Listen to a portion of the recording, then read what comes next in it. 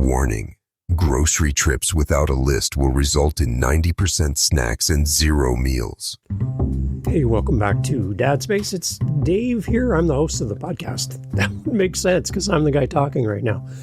Thanks for being here. Thanks for being with the show. If you're new, welcome to Dad Space. This is a space for dads. So if you're a dad, then you're in the right space. It all kind of goes with the name of the show, right? It kind of makes sense. Now, I don't want to be one of those kind of dads where I'm all about the rules, but what if the rules made sense? What if the rules made our family better? What if our house ran smoother? We can't just not have something to guide how we do life, right? We need some rules. So I'm going to be doing a little episodes here and there entitled Dad Rules, and we're going to cover a bunch of different topics, but some dad rules for your home and how things function in your house. Today we're going to talk about rest, recovery, and real life. Teaching your kids to listen to their bodies here on Dad Space, and I'm glad you're here with us. Well, let's talk some rules here on the show. Thanks for being here. Thanks for pressing play. Here we go. Now, we don't want to be that house. You know, the house with all the strict rules and, everyone's walking around on eggshells hoping they don't break a rule that dad created. But at the same time, there's actually some safety in rules. It's kind of how civilization works. Think about sports. Imagine baseball with absolutely no rules. The batter comes up to the plate and decides they're going to take 50 strikes. Instead of 3 strikes you're out, they get 50 tries. And the pitcher decides that they're going to throw the ball however they want to throw the ball. And the catcher decides, well, we're not going to do it this way, we're going to do it that way. And then when you hit the ball, you can run to third base first instead of going to first base first. And it's just chaos, right? When there's no rules, there's got to be some rules. That's gameplay. You got to know how the game works. Otherwise, it's not fair. There's no way to measure a home run or an earned run. You have no idea, right? Because there's no rules. It would be complete chaos. So when people say, I don't like rules in my house, imagine baseball with no rules. It would just be nuts. Imagine driving downtown with no rules, no stoplights, no fines, no punishment, no consequence. And you can do whatever you want. Park wherever you want, drive however you want, the speed limits, whatever you want it to be. Park, just do whatever you want. There's no rules. It would be complete chaos. Downtown would just grind to a halt, right, if there was no rules. So we need some form of guidance. We need some form of structure to what we do. Otherwise, our homes turn into chaos. I think as we raise kids, one of the lessons we can learn, and they can learn from us and we can teach our kids, is this whole idea about just taking care of ourselves and understanding how to read us as human beings. And we can pass on to our kids some great ways of them, how they show up in the world, how they treat themselves, and how they take care of themselves through their rest, their recovery, and their real life. And I think as dads, if we set up these basic rules we're going to talk about today, it really could help them. And I love this idea. And I think had I known these when I was a dad early on, I wonder if my life would be different. What if my house would be different? I wonder. Well, wonder no longer. Let's talk about these. So I heard this rule on TikTok and I thought, oh, I love this. I love this as a way to get around future arguments. It's really good. And the simply is, if you're too sick for school, you're too sick for screens. I'll say that again. If you're too sick for school, you're too sick for screens. Think about this for a second. This rule removes the incentive to game the system for your kids, right? If a child stays home from school, the focus is on recovery, rest, fluids, low stimulation. It also teaches integrity, being honest about how you feel versus what you want. And you can frame it as, we take sickness seriously in this house. this is something that we really want you to be healthy. We want you to be strong. And if you're really sick, then you're really sick. You need to stay home. Where's the line for us as family, parents, with our kids as to what is genuinely, when our kids are genuinely sick and when they just need a reset? And I think if we have this rule that if you're too sick for school, you're too sick for screens, then your kids have a consequence to playing the card, even when they're not really that sick. They're fine. They just want a break from school and they want to go spend time doing what they want to do instead of doing what you want them to do. That if they realize that if I do not go to school today, it does not mean that I get 8 to 10 to 12 hours on PS5. Right? I don't get that. I don't get to go play on PlayStation or play Minecraft or whatever. If you're too sick for school, you're too sick for screens. Now, would that work in your house? Well, maybe when your kids are little, maybe easier to implement this rule before they get older. But if your kids are like preteen, early teen, good luck with this one. I like it though. There's a lot of stuff to think about here. If you're too sick for school, you're too sick for screens. There's a suggestion to help us as family to rest, recover, and address real life. We've got to take care of who we are. And that simple rule could really change the conversation in your home. Again, if you're too sick for school, you're too sick for screens. Next one. How about this one? Sleep is a non-negotiable on school and work nights.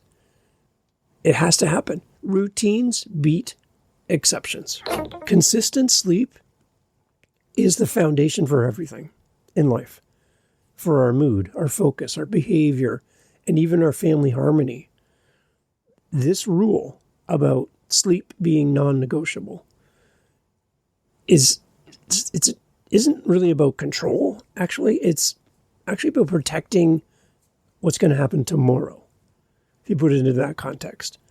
As a family, we all need our own version of a wind-down routine. How we go from active, engaged, motivated, moving, busy, to rest, to sleep. We need that wind-down routine. And we need to have in our home some kind of cutoff point for our devices. And we need to focus on the fact that a consistent approach to this rule around the necessity of sleep, if we don't have this, it's going to lead to chaos over time. I think as dads, we also need to model this ourselves. And this is where our kids are going to learn from our example, not just our words. So none of this do as I say, not like I do. That doesn't work here. We need to make sure that sleep is given its priority in our home so that the kids understand why rest is important, why recovery is important. This is going to help them throughout their entire life to live a more balanced life and know when to say no to things and when to prioritize their own rest and their own sleep and recovery. Sleep is not a negotiable thing in our home. That's a rule. Do you think that'll work in your home? Would it work for you personally? Are you willing to model this? That sleep is important. That's where it all starts. It starts with you. Another rule for your home around rest and recovery in real life would be that everyone gets quiet time each week, even the parents. Now, see, this isn't a punishment. Growing up for me, I grew up in a very traditional setting, and Sundays for us was a no-go day. Like really, as growing up as a kid, I didn't have to sleep on a Sunday afternoon because all my friends were outside playing, but I'd have to do something quiet. The house was quiet. That was the idea. There wasn't a lot of activity. Back then, there was no Sunday shopping, for example, here in Canada. So you couldn't even go shopping. It wasn't an option. All the stores were closed. And whether or not you have a religious background or a faith background or any of those things, that's irrelevant in what I'm saying. It was the idea that everybody had a day off to do whatever the heck they wanted to do.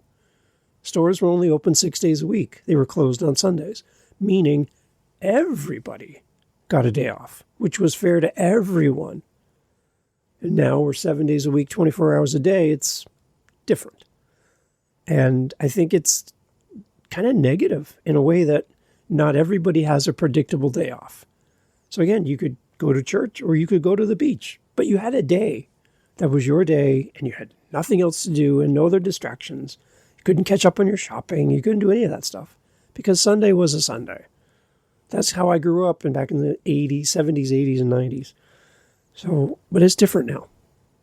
So for your home, again, it's nothing to do with a faith background or nothing like that. Is how are you instituting a quiet time for your household where even you as a parent are allowed to have time just to have quiet? It's not a punishment. It's recovery. I think quiet time can be reading and resting or solo play, or depending on their age, it could mean anything to anybody. Music, arts, something. Just quiet time. For dads, I think it reinforces that recharging is not selfish. The rule is there to protect you. It's the rule. We all have to rest, including me as a dad. It's a necessity. It's not an option. Teaching kids to be comfortable with stillness and boredom is actually a good thing. To sit outside and stare at the birds, watch clouds go by, is not a waste of time. In a world of busyness and screens and meetings and online this and online that, just to unplug and just be a human again.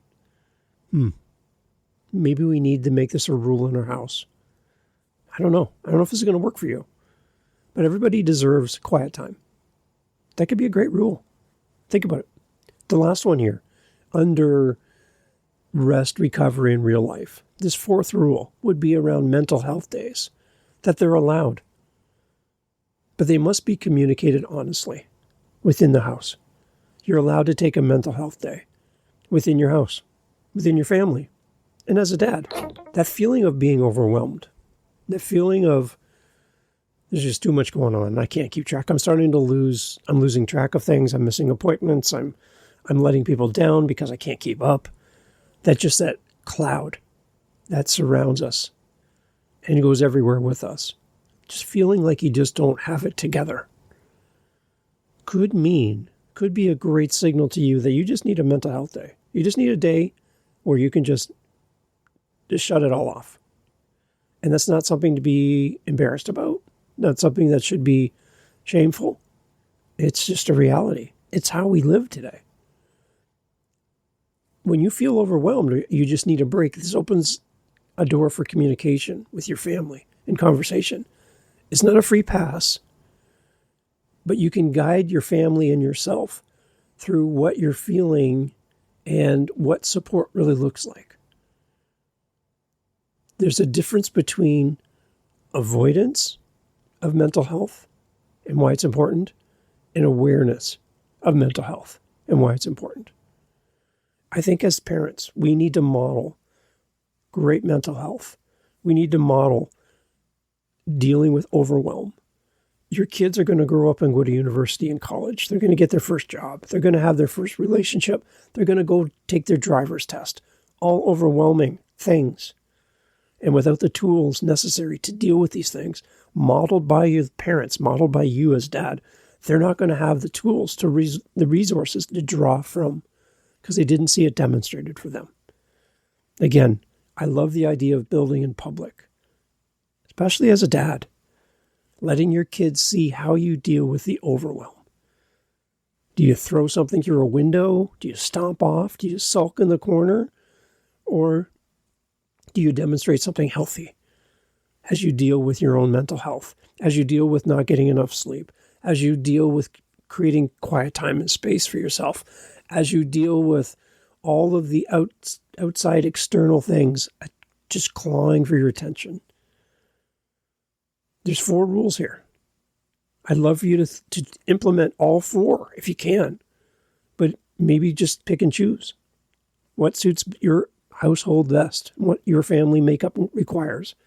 But if you're too sick to go to school, then you're too sick for your screens. That's a good one.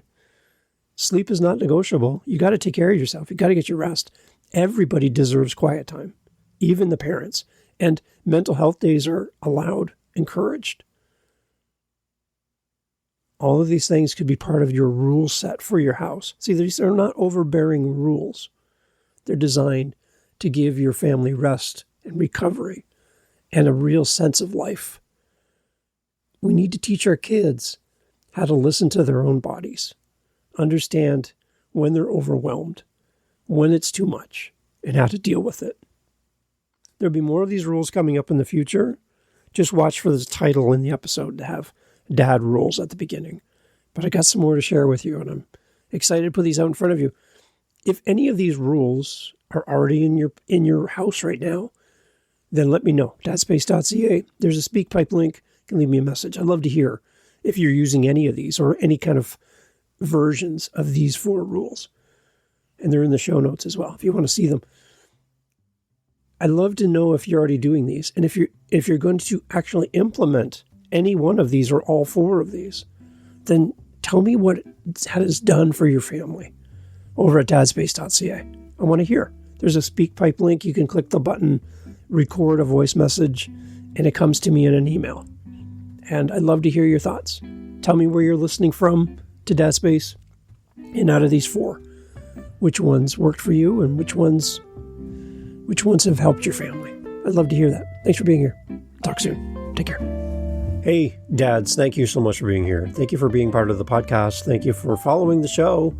I'd encourage you to do just so if you haven't done so already. Look at your phone. There's like a little follow button or subscribe, or I don't know what it says on your screen, but there's like a little button at the top of the screen. If you click that button, that means every time a new episode of Dad Space shows up, it goes right to your phone. It's waiting for you whenever you're ready. So you don't have to try to remember, what's the name of that show? Space Dad? No, Dad Space. It'll show up right there for you if you follow the show. That'd be great. If you listen on Spotify, like I do, I'm a Spotify user, you can actually leave a comment in every episode, and I will respond as your faithful host to any comments you leave in the episodes. So please jump in. Love to read your comments, your thoughts about the episode. That'd be fun. And if ever you just want to just hang out with another dad, you got a few moments on your time in your day, in your week, and you're like, I'd just like to grab a virtual coffee with Dave. You can always buy us a coffee at buymeacoffee.com, but you could also just join me for a virtual coffee and we could just chat about dad stuff. I'm always looking forward to meet the people who listen to this show. That brings me a lot of joy. So dadspace.ca, all the information in the show notes. And thank you for being here. And thank you for sharing this podcast with one other dad. I really appreciate you. Have a great day, and we'll talk to you on the next episode. Take care.